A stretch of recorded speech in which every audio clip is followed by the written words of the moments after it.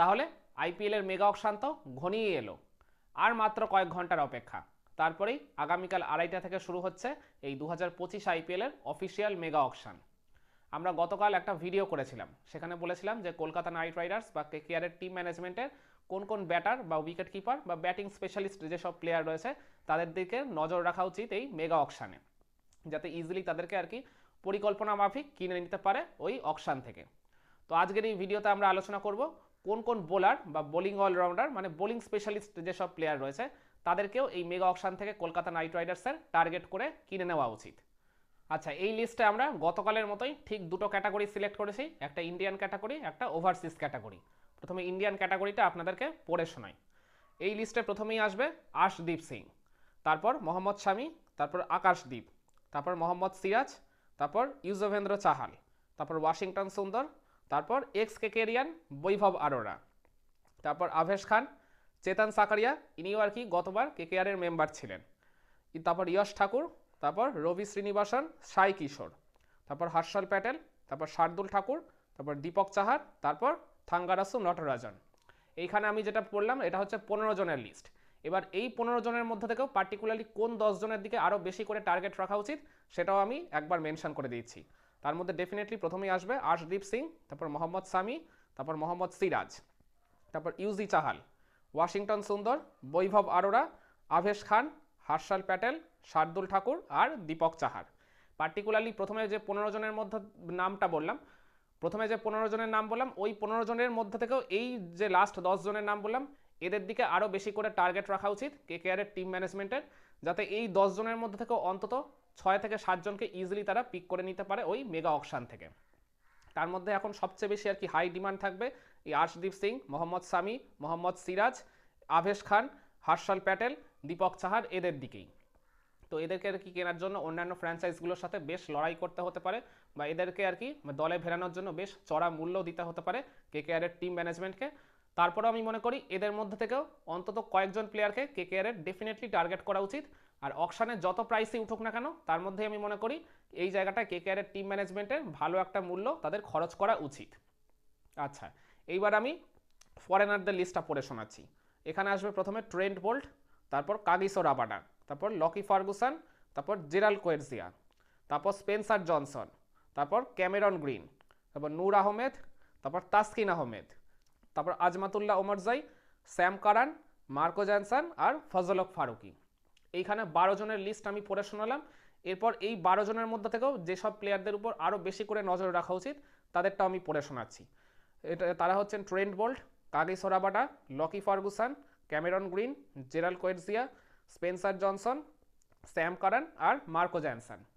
এদের দিকে আরও বেশি করে নজর রাখা উচিত। ফরেন ক্যাটাগরির প্লেয়ারদের কথা বলছি। এখনও পর্যন্ত যে 6 জনকে কেকেআর রিটেন করেছে তার মধ্যে 2 জন বিদেশি রয়েছে, হিসাব মতো এখনও 6 জন বিদেশি তারা দলে ভেরাতে পারবে। তার মধ্যে আমি মনে করি 3 থেকে 4 জন কেকেআর হয়তো ওই ব্যাটার বা উইকেট কিপার ব্যাটারই হয়তো দলে ভেরাবে, আর বাকি 2 থেকে 3 জন হয়তো তারা বিদেশি বোলার কিনে রাখতে চাইবে তাদের দলে। তো এই যে আমি লিস্টটা শোনালাম বিদেশি প্লেয়ারদের, তার মধ্যে পার্টিকুলারলি লাস্ট যে 8 জনের নাম বললাম, এখান থেকে আমি মনে করি কেকেআরের টিম ম্যানেজমেন্ট যদি ঠিকমতো পরিকল্পনা করে এই মেগা অকশনের টেবিলে আসে তাহলে অন্তত পক্ষে 2 থেকে 3 জনকে তারা অনায়াসেই কিনে নিতেই পারবে। আর এই বিদেশি বোলার বা বোলিং অলরাউন্ডারদের মধ্যে আমি মনে করি যাদের হাইপটা সবচেয়ে বেশি ক্রিয়েট হবে তারা হলেন ওই Trent Boult, Kagiso Rabada, Lockie Ferguson, তারপর Gerald Coetzee, Spencer Johnson, Sam Curran, Marco Jansen, এই সব প্লেয়ারদেরই। রিসেন্টলি স্পেন্সার জনসন পাকিস্তানের এগেনস্টে একটা টি-20 ম্যাচে 5-5টা উইকেট পেয়েছিলেন। ওই মানে পুরো টি-20 সিরিজটা আর কি 3 ম্যাচে তিনি 8 উইকেট শিকার করে মানে প্লেয়ার অফ দ্য সিরিজ হয়েছিলেন। আর এছাড়াও গত আইপিএল মরশুমেও তিনি খুব বেশি ম্যাচ খেলেননি, কিন্তু যেটুকু খেলেছিলেন ইম্প্যাক্ট একটা সৃষ্টি করেছিলেন তার নিজের দলের উপর। তো ওই কারণে স্পেন্সার জনসনের উপর আলাদা করে নজর থাকবে। এছাড়া যে আরও বাকি যে বোলাররা রয়েছে ট্রেন্ট বোল্টের হাইপ তো সবসময় টি-20 ক্রিকেটে ঊর্ধ্বমুখী। আমি খুবই অবাক হয়েছিলাম যে রাজস্থান রয়্যালস যখন এবার ট্রেন্ট বোল্টকে রিটেন করেনি দেখে। এরপর কাগিসো রাবাডা, তারও হাইপটা সবসময় ঊর্ধ্বমুখী থাকে। লকি ফার্গুসন মানে গত টি-20 বিশ্বকাপের পর তার যেন টি-20 ক্রিকেটে চাহিদাটা আরও অনেক গুণ বেড়ে গেছে। ওই তার মধ্যে ওই একটা ম্যাচ ওই পাপুয়া নিউগিনির এগেনস্টে তিনি চারটা ওভারই মেডেন দিয়েছিলেন, সাথে আবার 2টো উইকেটও নিয়েছিলেন।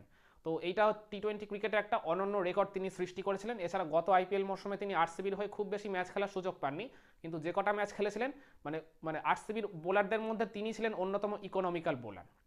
তো এই কারণে আমি মনে করি লকি ফার্গুসনের দরটাও এবারে খুব ভালো মতোই উঠবে।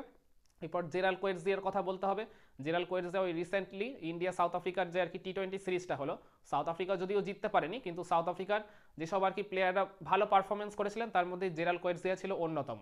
আর এছাড়া তিনি শেষ দিকে গিয়ে ব্যাট হাতেও যথেষ্ট কার্যকরী, সেটা আমরা ইন্ডিয়ার এগেনস্টের সিরিজেও দেখেছিলাম। ইভেন যে ম্যাচটা ভারত হেরেছিল সাউথ আফ্রিকার কাছে, ওইটা তো আর কি জেরাল কোয়েটজিয়ার জন্যই আর কি বলতে গেলে হেরেছিল ওই জায়গাটায়। তো তার দরটাও আর কি বেশ ভালো মতোই থাকবে। এছাড়াও আমি মনে করি বাংলাদেশের তাসকিন আহমেদের জন্য আর কি কেকেআরে ঝাঁপানো উচিত। তাসকিন আহমেদ কিন্তু এই মুহূর্তে আর কি পেস বোলিংয়ের অন্যতম সেন্সেশন, বাংলাদেশের এই মুহূর্তে সেরা পেসার তো বটেই সব ফরম্যাটে। আর এছাড়াও তাসকিনকে কিন্তু গত 3 বছর ধরেই আইপিএলে নেওয়ার একটা জোর তোড়জোড় চলেছিল Punjab kings, Kolkata knight riders আর লখনৌ সুপার জায়ান্টসের মধ্যে। কিন্তু শেষমেশ ওই বাংলাদেশ ক্রিকেট বোর্ড তাসকিনকে যেহেতু ছাড়তে রাজি হয়নি, তাকে এনওসি দেয়নি বলে তার আইপিএলটা শেষ পর্যন্ত খেলা হয়নি। কিন্তু এইবারে যেহেতু আর তার সেই সমস্যা নেই, তো আমি মনে করি তাসকিন আর কি নিলামের টেবিলে যখন উঠবেন, তো আমি মনে করি কেকেআরের অন্তত ব্যাকআপ পেসার হিসেবেও তাকে কিনে রাখা উচিত। এরপর যদি তিনি মানে একটা দুটো ম্যাচ খেলে যদি ভালো পারফর্ম করে দেন, নিজেকে প্রমাণ করে দেন, তারপর তো তিনি দলে পার্মানেন্ট হয়ে গেলেও যেতেই পারেন। এছাড়াও ওই স্যাম কারান বা আজমাতুল্লাহ ওমরজাই বা মার্কো জনসন, যারা আর কি বোলিংয়ের পাশাপাশি ব্যাটিংয়েও আর কি দলকে সাহায্য করতে পারে। এর মধ্যে স্যাম কারানের তো ক্যাপ্টেন্সি মেটেরিয়ালও আছে, তিনি দলকে নেতৃত্বও দিতে পারেন একাধারে। আর এছাড়া আজমাতুল্লাহ ওমরজাই, তিনি তো রিসেন্টলি ওই বাংলাদেশের এগেনস্ট সিরিজে একটা ম্যাচে ব্যাট হাতে চমৎকার পারফর্ম করে আর কি দলকে জিতিয়েছিলেন। ওই জায়গাটায় তিনি সিরিজ জিততেও সাহায্য করেছিলেন আফগানিস্তানকে। এছাড়া ফজল হক ফারুকির কথাও বলতে হবে। আমরা সবাই জানি ফারুকি ওই প্রথম পাওয়ার প্লের মধ্যে কতটা ভয়ঙ্কর হয়ে ওঠেন। তিনি ওই পাওয়ার প্লেতে শুরুতেই যে ব্রেক থ্রুগুলো টিমকে এনে দেন, সেটাই আর কি ওই দলের জন্য ওই পজিটিভ টোনটা সেট করে দেয়। তো আর এছাড়া ভারতীয় বোলারদের মধ্যে আর্শদীপ সিং এর কথা বলতে হবে। আর্শদীপ সিং তো এখন এই মুহূর্তে বুমরার পরই টি20তে নাম্বার 2 বোলার একদম আর কি বলতে গেলে। আর্শদীপ ওই পাওয়ার প্লেতেও যেমন আর কি ব্রেক থ্রু দিতে পারেন, তেমনি ডেথ ওভার শেষেও তিনি চমৎকার লাইন লেংথ মেনটেন করে ইয়র্কারগুলো জেনারেট করতে পারেন, আউটসাইড দিয়ে অফ স্টাম্প ডেলিভারি করতে পারেন, ওয়াইড ইয়র্কার করতে পারেন, সব রকম ভ্যারিয়েশনই তার মধ্যে মজুত রয়েছে। এছাড়া মোহাম্মদ সামির কথা বলতে হবে। মোহাম্মদ সামি যদিও অনেকদিন প্রফেশনাল ক্রিকেটের বাইরে ছিলেন, প্রায় 1 বছরেরও বেশি সময়, কিন্তু রিসেন্টলি তিনি আবার কামব্যাক করেছেন এই ঘরোয়া ক্রিকেটে। তো সেখানে আর কি প্রথম ম্যাচ খেলতে নেমেই তিনি 7টা উইকেট শিকার করে নিয়েছিলেন এক ইনিংসেই। তো মোহাম্মদ সামি যে কোনো দলের জন্যই একটা অ্যাসেট হতে পারে। আর এছাড়াও ইউজি চাহাল, তার দিকে তো নজর রাখতেই হবে কেকেআরের টিম ম্যানেজমেন্টকে।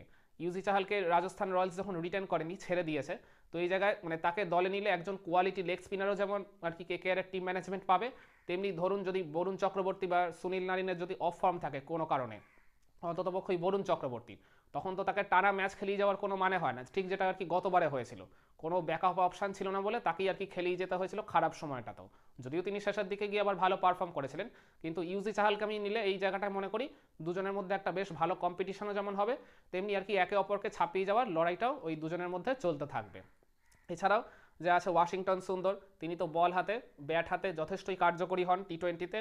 বৈভব আরোরা, তিনি আর কি এক্স কেকেডিয়ান। তো আমি মনে করি গতবার কেকেআরের ওই পেস ডিপার্টমেন্টকে যারা আর কি লিড করেছিলেন তাদের মধ্যেই বৈভব আরোরা ছিলেন অন্যতম। হার্ষিত রানার সাথেই কাঁধে কাঁধ মিলিয়ে এই বৈভব আরোরাই কিন্তু কেকেআরের পেস অ্যাটাকটাকে খুব ভালোভাবে সামলে দিয়েছিলেন বলে আমি মনে করি।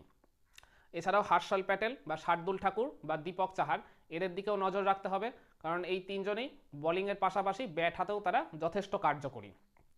তো আমি মনে করি এই যে আমি প্লেয়ারদের লিস্টটা দিলাম, বা পার্টিকুলারলি আরও যেসব পরে শর্ট লিস্টেডগুলো করে দিলাম, ইন্ডিয়ানদের মধ্যে থেকে 10 জন আর ফরেনারদের মধ্যে থেকে 8 জন, তো এই কয়েকজনের মধ্যে থেকে কেকেআরের টিম ম্যানেজমেন্ট যদি সঠিকভাবে পরিকল্পনা করে বা হোমওয়ার্ক করে তারা যদি ওই মেগা অকশনের টেবিলে বসে, তাহলে আমি মনে করি ডেফিনেটলি এই কয়েকজনের মধ্যে থেকে অন্ততপক্ষে 6 থেকে 7 জন বা 8 জন আর কি বোলার বা বোলিং অলরাউন্ডারকে তারা দলে ভিড়িয়ে নিতেই পারে। তো আপনারা কি মনে করেন আমি যে এখন এই বোলার বা বোলিং অলরাউন্ডার বা এই স্পেশালিস্ট বোলারদের যে লিস্টটা আপনাদের সামনে তুলে ধরলাম, মানে যাদেরকে আর কি টার্গেট করা উচিত কেকেআরের মেগা অকশন থেকে, তো এই লিস্টটা কি পুরোপুরি ঠিকঠাক আছে, নাকি আপনারা মনে করেন এই লিস্ট থেকে হয়তোবা কোনো নাম বাদ চলে গেছে যেটা আমার হয়তোবা মনে ছিল না বা অ্যাড করতে আমি ভুলে গেছি? কমেন্ট করে আপনার মতামতটা জানাবেন নাকি।